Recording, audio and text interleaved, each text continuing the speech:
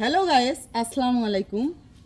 কম বেশি সবাই আমার দর্শকরা জানে যে আমি কি নিয়ে কাজ করব।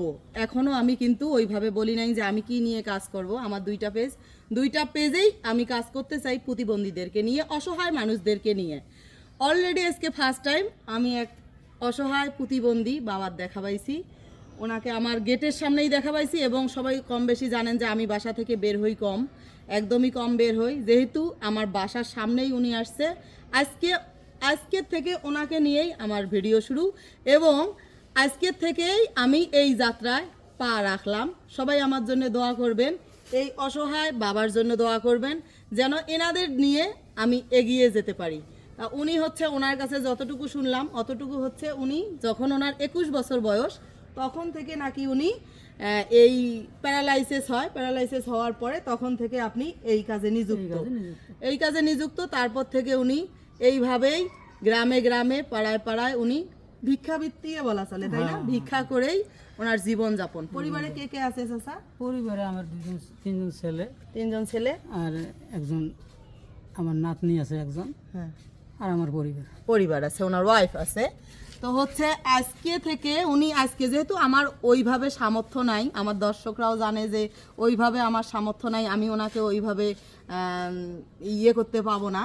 তো উনি আজকে যে গ্রাম ঘুরবে, ঘোরার পথে যে ওনার যে কয় টাকা হবে আমি এখান থেকেই কিন্তু ওনাকে বিদায় দিব। আর আজকে ওনাকে পরিশ্রম করতে দিব না। উনি এখান থেকেই চাচা আজকে আপনাকে এখান থেকেই যাইতে হবে। আপনি দিনে কয় টাকা রোজগার করেন এইভাবে? 500, 400, 600 এরকম ইনকাম করে। আমি যদি মানে আপনি তো আপনার বাসা হচ্ছে সাপখাওয়া থেকে এখানে আসতে আপনার না হোক 100 বা 50 এরকম কামাই হয়েছে।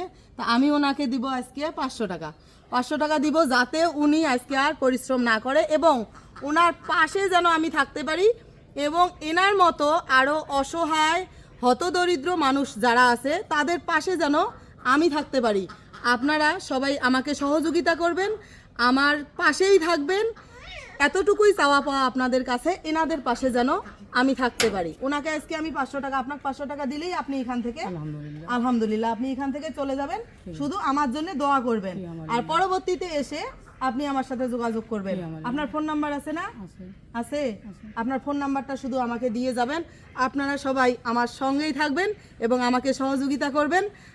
আপনাদের সহযোগিতায় একটা পরিবার যেন নতুন জীবন ফিরে পায়।